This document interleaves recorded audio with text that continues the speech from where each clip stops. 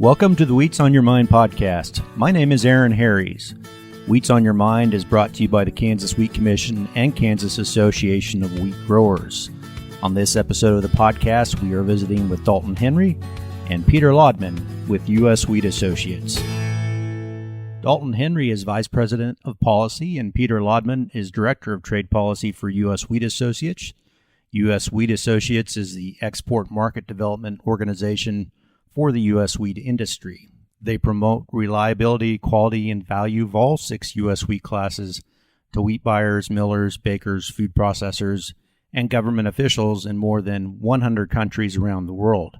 Funding is made possible through checkoff dollars, goods and services from 17 state wheat commissions, and cost share grants from the USDA's Foreign Agriculture Service. Today we are going to discuss wheat seed technology. This is a large topic that has become even larger in recent weeks for reasons that we'll discuss here shortly.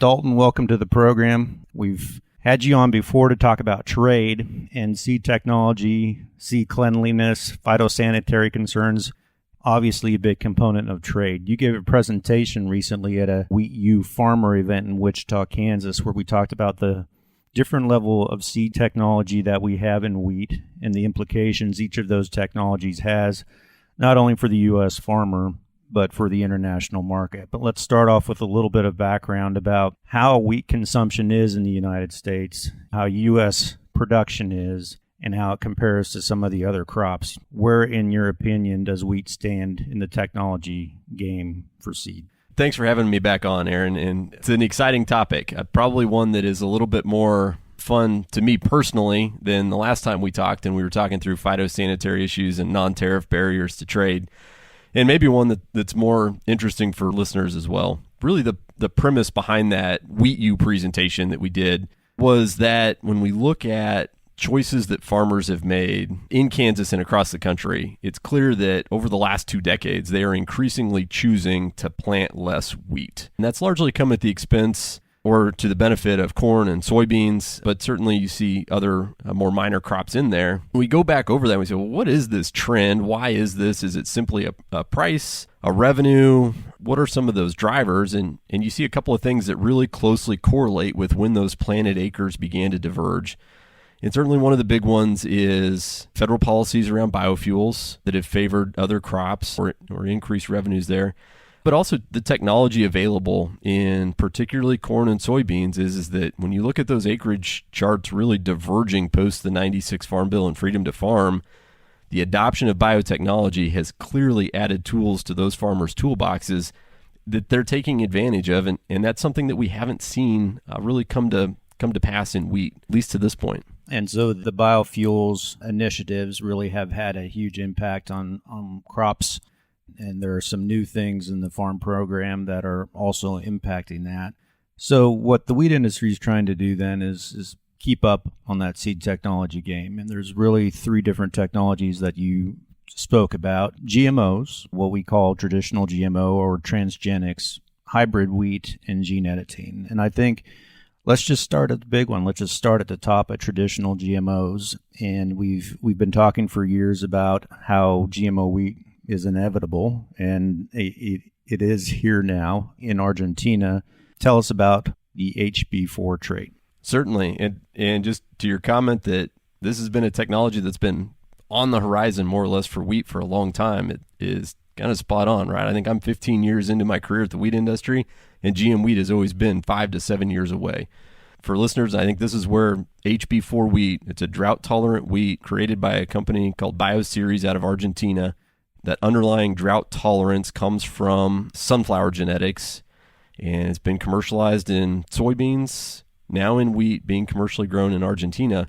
What that really probably does more than anything else is it's the first time that the world is commercially growing a GM wheat. And so we're no longer in this, well, it'll be somewhere in 5 to 7 years. The reality is it's here today. It might not be in the U.S. today. It's not in the U.S. today, but we're no longer going back to the point where the world doesn't have GM wheat somewhere in production. And I think that's a pretty stark reality. So let's bring in Peter to the discussion. Welcome, Peter. So you've actually gone on a reconnaissance trip, so to speak, down to Argentina, and U.S. Wheat has had good open channels of dialogue with Bioceres, the company that invented this HB4 technology. Tell us about that trip, what your goal was on that trip, and what you saw and heard. Absolutely. Yeah. Thank you, Aaron. We've been engaged pretty regularly with Bioceres for a few years now, as we've just sought to continue learning about HB4, make sure we understand kind of what the company's direction is, and stay on top of the issue for our members. Part of that was the trip that you mentioned, that we were able to go down and visit Bioceres at their headquarters in Rosario, Argentina. Really fantastic visit there, being able to have farmers go down and speak face-to-face with the company on everything from how the trait performs, what is the broader scope of Bioceres business, what are their kind of future plans for bringing HB4 to other parts of the world, including the United States. And then we're also fortunately able to get out of the office space as well and see some field trials that they have going in Argentina of HB4 as they continue to develop the genetics down there. So this is a drought-tolerant trait. It's a technology that came over from sunflower, and I know you're not an agronomist, Peter, but I'll put you on the spot here. If you got out there and looked at some of those demonstration plots, what did you see? Did you see a trait in your mind that was having some impact? Absolutely. So I think this is the question everybody asks is, hey, they say it's drought tolerant. How does it really work? And you're spot on. I'm not an agronomist, and so certainly don't take this as a scientific perspective. But there's no doubt when you look at these trials that the distinction between the identical ISO lines of the HB4 and non-HB4 varieties, very distinct advantage for HB4. Bioceres has quoted kind of a few different statistics in terms of how the trait is performed in Argentine varieties, and we are pretty confident in is that whether those numbers are exactly precise or not, that the trait certainly does have very positive, notable, measurable drought impact. So we look forward to kind of seeing better data over time, especially as all of the work today has been done in Argentine varieties, and really look forward to seeing some similar data being able to be produced in U.S. varieties down the road. Dalton, drought tolerance is high on the list on anything we're doing here in Kansas with wheat varieties, and so this certainly caught our attention. What do you know about HB4 and how it performs under drought situations and rainy years? What's the difference? And this is where the only data that we've got is what Bioceres has shared with us, and it has been noted in Argentine varieties. So I think there is a big question, what happens when you put this in elite U.S. genetics? But from what Bioceres has done, a multi-year trial that they report on investor calls, is that you saw this exceptional performance in what they term kind of extreme or severe drought stress. So when you were in a yield scenario where the average yield was under 30 bushels an acre, you were seeing on average a 19% jump in this aggregated multi-year trial that they did with an HB4 version of the variety cadenza and a non-HB4 version of that same variety. Then when you get, which is pretty significant, right? I think even if those numbers are inflated or that they're cherry picking results, that's still an enormous jump compared to anything else that we're really talking about in terms of wheat breeding technologies. On the flip side of it, because I think especially for those of us that are maybe on the edge of corn and soybean country, when we hear drought tolerance, we often think of strictly defensive traits that often come with a yield drag on the top end because of the nature of how that trait works. So yes, you get a corn hybrid that performs better in drought, but in a year that you don't face drought stress, you give up bushels. That doesn't seem to be the case with this. Again, I'm also not an agronomist, but from the data that Bioceres has shared, they saw just the slightest, probably not even statistically significant yield bump when you didn't have any drought stress present. So essentially when you were in a 75 bushel an acre plus yield environment, it did not show a yield drag, which when we think about adoption, not just in droughty areas, but areas across the central and southern plains that feature much more occasional droughts, that would seem to be a pretty significant milestone or element of that trait to help it see broader adoption. It certainly would. So Peter, let's do a quick review here of this trait on where and how it is exactly approved for use in what countries, where it's approved to be grown, where it's approved to be consumed. Yeah, so I think you're hitting the nail on the head that we talk about HB4 approvals, but those can take a little bit different flavor, whether we're talking about approval for import or approval for cultivation. And so the United States was the fourth country in the world to approve HB4 for cultivation, following Argentina, of course, where the vast majority of HB4 is grown today. Brazil, which has a little bit of sort of seed stock development, it is maybe a future growth area for the company, as well as Paraguay approving cultivation. The food and feed import landscape is a little bit broader as you look at countries including Australia, New Zealand, South Africa, Nigeria, Thailand, Indonesia, Colombia, and Chile, all having approved HB4 for import as food and feed into their countries. And so pretty notable list there. Regulatory approvals continue to be a strong priority for Bioceres, I think especially in light of the recent U.S. approval. And so they will continue to kind of engage that regulatory strategy. I think every investor call that Bioceres conducts has some sort of update on here's where we've applied, here's what we're looking at for the future in terms of continuing to kind of cover the global landscape for regulatory approvals. So Dalton, I'm sure most listeners are picking up approved for cultivation in the United States. That's one thing. Actually, growing a GMO wheat with this trait in the United States is completely different. Tell us about how you get from A to B. For sure. And this really, I think it goes back to 20 years ago when we were all conditioned in our minds to associate how long and burdensome the USDA regulatory process was, right? When it was millions of dollars to deregulate a trait because of the safety studies required and because of a 7 to 10 year time frame. And at that time, basically all of our major plant breeding companies that were engaged in that work were American companies. And so they were clearly bringing those traits and developing them for the U.S. market. Neither of those is the case anymore. And so when we saw USDA roll out what they termed their secure rule, which is several years old, but that's the framework that they now use to regulate GM and also gene-edited crops. It is quite a bit shorter. And particularly when you have a company that is not an American company, and so they haven't been doing that work in U.S.-based genetics, that U.S. regulatory process is actually quite a bit shorter, being around a year and a half, compared to the 5 to 7 years that it's going to take to develop, to put that trait in U.S. genetics, to conduct field trials, to do the milling and baking quality testing elements. That's a big difference in timeframes. And so that discussion that we're having with customers right now is that, yes, it could legally be grown in the U.S., and that should open up a lot of doors and opportunities for U.S. universities to work with Bioceres or other seed companies to work with Bioceres to test the trait in the U.S., to see how it performs in conditions that growers see in Kansas, but also recognizing that we're not going to see this in seed sales for U.S. growers for several years at minimum, and we're not going to be seeing it on grocery store shelves in the immediate near future. We're not going to be seeing it in export channels. That's where we really look at the regulatory process and the commercialization process being on fairly dramatically different timeframes. And I think it's key to remember that even though it's approved for cultivation here, if a company or a university were to introduce this trait into a wheat variety and start planting it, they are liable for any market disruptions that may occur if they didn't lay the groundwork. Is that correct? It is, and we've got a good case. It's not a good case. It was a terrible case, but it's a good case study with the Syngenta. Peter will probably have to correct me. MIR 162 trait. I'm a wheat guy, not a corn guy, right? It was a GM trait introduced into a corn hybrid. They received approval in several of the key markets around the world, but they brought that to market in the U.S., commercialized it before they had approval in China. China happened to be a pretty significant corn buyer, and when they started detecting that trait in vessels, trade really got disrupted. I don't know what the total cost to Syngenta was for that.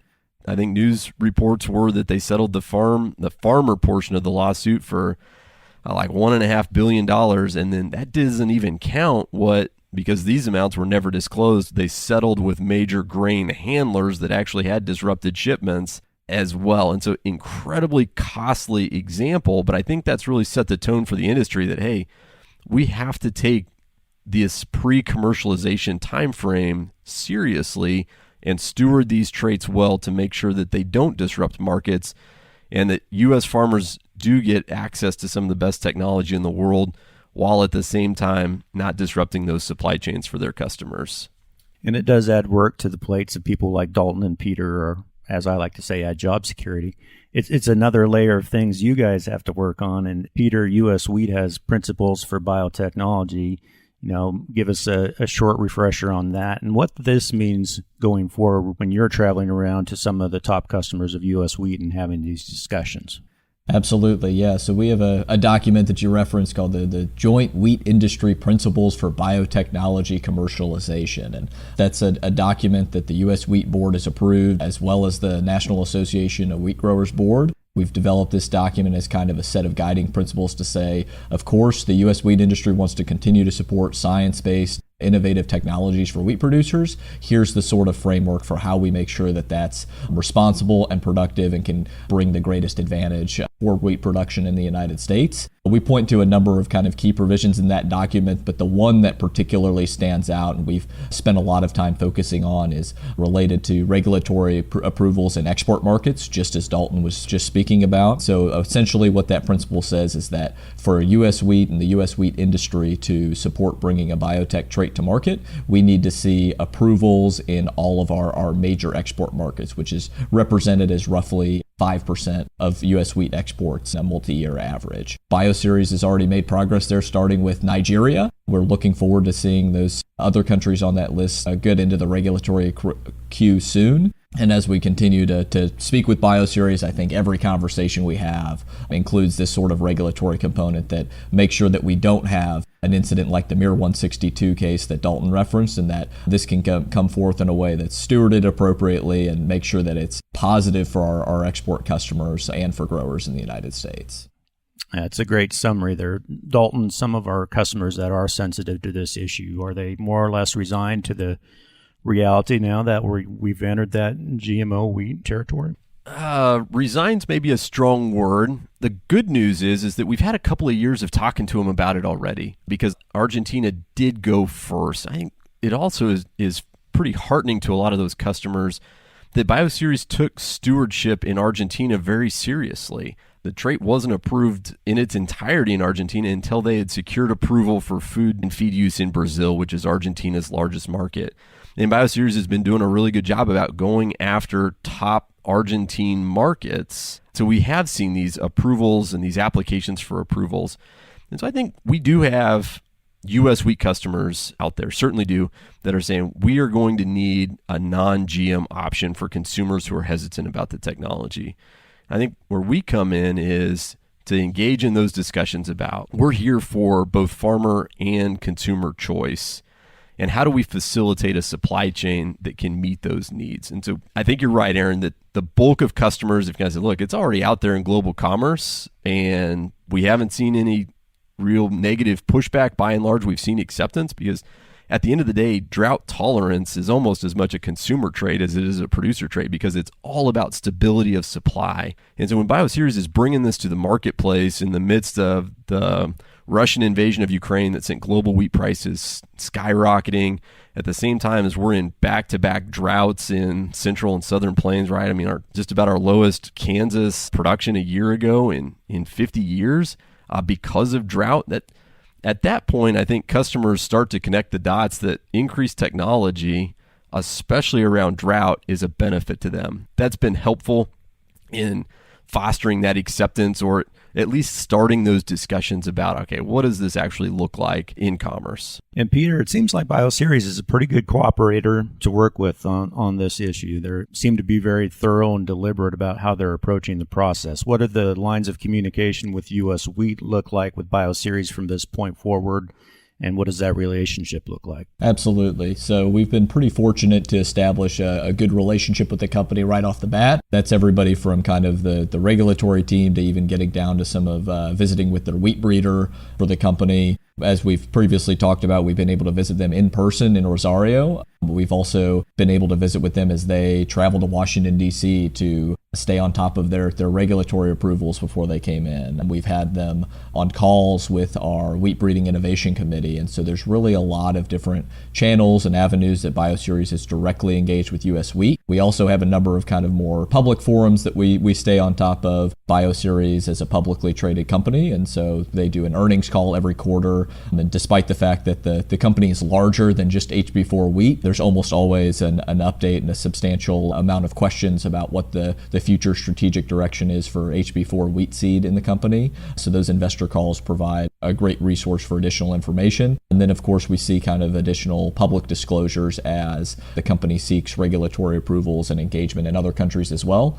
Perhaps most notably, the Australian process has recently granted field trial approvals for Bioceres, and so we've been able to learn a little bit more just through some of that application and disclosure process on kind of what the future plans and trials are going to look like in the Australian market as well. Yeah, it's a little cliched in this day and age, but it does seem like a very transparent process, and I think that's really the best we could have hoped for this situation.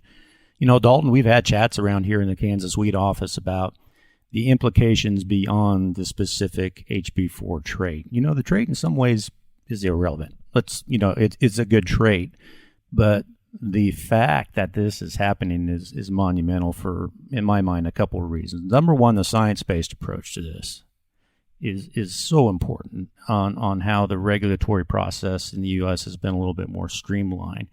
What kind of impact is that going to have also on some of the other technologies we're talking about? Gene editing. We've talked about gene editing on this podcast before. There's a regulatory approval process for that, and there's some hurdles that wheat has to get over because of its complexity.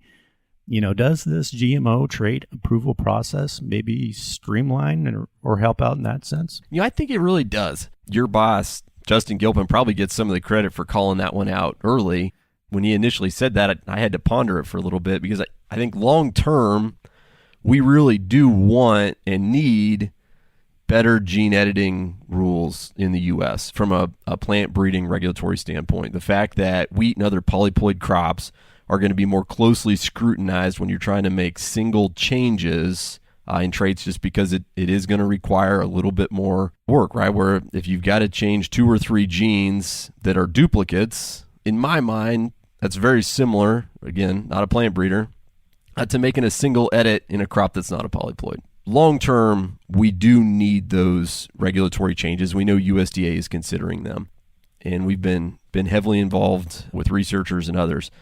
At the same time, when you do think about, all right, so Bioceres was able to secure approval from USDA in somewhere around about an 18-month process. I think that's a little longer than USDA's official targets on this, but a gene-edited product would go through essentially the same initial phase of the review process. And if that really is only a year and a half long process to then be deregulated, assuming it contains no foreign DNA, you're not going to have the same stewardship concerns that you would on a true GM product like the drought tolerance. For me, I think that ought to give us a lot of hope in terms of what researchers can start doing today, rather than kind of maybe sitting back a little bit and saying, all right, well, this gene editing is going to be an incredible tool when we get the rules right. I think what we can say is USDA's got a science-based process that is dramatically faster than what it had been in the past, that is solely focused on the question of, does this have the potential to create a plant pest risk, which is a very clear question for them to look at. And it should mean that gene-edited wheats could begin moving through that pipeline much quicker. And gene-edited wheats are more on the front burner. Give us an update on some of the activities that are going on around the world. I know there's some work going on here at Kansas State University in-house, gene editing on wheat that might have lower gluten content in it, possibly applicable to people with celiac disease. Who's kind of winning the race in that arena? I hate to say that we're not winning the race, but the U.S. really, from items that are being discussed publicly and that are being conducted in actual outdoor field trials, the U.S. is behind on that front. So we do see some promising examples. The K-State one around gluten sensitivity is a big one. Calyx was a company that got out early with their high fiber wheat, and we haven't seen that move through the process since that initial announcement, but clearly a consumer-focused trait. And I think Peter took a trip to the UK. It might have been one of the first overseas trips we sent him on to connect with researchers at Rothamsted Research Station there that actually, I mean, they had field trials going at that time and a number of, again, consumer-focused traits out there. Something that we do need additional work on. Let's talk about the big picture now as we kind of wrap up here on all these technologies. It's hard not to be excited about this because we've talked about that kind of gap between seed technology and some of the oilseed crops and wheat. Why is this important? I mean, we know wheat consumption continues to grow in the world, but there's also the competitive angle of it, right? And the competition between Russia, the wars going on in Russia and Ukraine. How does that technology advantage give you a trade advantage, or does it? Could it? We'd like to think that it should, right? I mean, it's one of the most frustrating things that we maybe had from a U.S. wheat standpoint is when we really got into that price spike, global wheat price spike after the Russian invasion, and you had a lot of customers out there in the world, especially those that were more price sensitive customers that had been buying Black Sea, largely Russian or Ukrainian wheat, that now either didn't have access to it or had concerns about stability of supplies in that region because we didn't know what the navigational situation was going to be in the Black Sea, right? Ukraine really lost access to quite a few of their ports.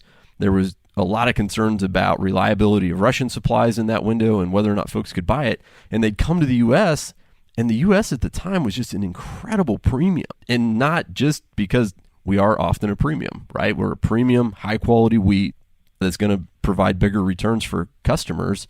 But that's often for hard red winter, that's a $5, $10, $15 a ton premium. At that point in time, we were in the $60, $70, $80, $90 a ton premium, and not because of our inherent qualities, but because of our short supply with the droughts. But if we can embrace technology and bring that wheat production back in the U.S. to a certain extent on acres, or being more productive on the acres that we have, and the U.S. emerges again not just as a reliable supplier, but as a reliable and affordable supplier for some of these more price-sensitive countries, I think that does bring advantages to the U.S. from a geopolitical standpoint and the role that we can play as a positive force in the world beyond just being a wheat supplier to those countries that can afford what we're growing. Yeah, some of that breadbasket diplomacy. Peter, you're a pretty young guy, but you've seen a lot of the world so far in your career, and you've been to some places in Africa that give you a different perspective when someone says we're growing too much wheat. Tell us about some of the things you've seen. Absolutely, yeah. The U.S. wheat industry spends a substantial amount of time engaged with kind of humanitarian aid through the Food for Peace program and other programs that give us a little bit of a unique insight on some of the countries most in need of food assistance in the world. There's no doubt when we see things like the conflict in Sudan, things like the multi-year conflict and drought situations in Ethiopia, ongoing challenges in Yemen. There's all of these markets around the world that people are in dire need of food. They can't afford it. They don't have access to it. They don't have availability to receive it. So that there's no doubt that we aren't producing too much wheat. The world continues to need really high quality baseline supplies of good caloric intake. And so I think when we think about trade being able to enable and support some of those food security systems, it's a really, really important role for technology like HB4, like gene editing that says, hey, let's stabilize production so that when we have a drought, when we have whatever the stressor may be, that the impacts of that are not falling on some of the people most at risk in the world in some of these high conflict, low production areas. Yeah, that's a great message. So Dalton, as we wrap this up, it's certainly going to be an exciting 5 to 10 years here in the wheat industry. It's never a dull moment, but this adds another layer of excitement to it. From a U.S. Wheat Associates perspective, what's your message to U.S. wheat growers as we head down this road? I think the message is that we're looking forward to working together on this whole suite of technologies, whether that's gene editing or seeing broader adoption of hybrid wheat or GM wheat. We want to be the connection between growers and ensuring that growers have access to the technologies that they need, and their customers overseas that need access to reliable supplies of U.S. wheat. Dalton, Peter, thanks for joining me on the podcast. My thanks to Dalton Henry and Peter Laudman with U.S. Wheat Associates for joining me on this episode of the podcast. If you have a topic you'd like us to cover in the future or have a question for one of our guests, please email us at kswheat@kswheat.com. I'm Aaron Harries. Thanks for listening.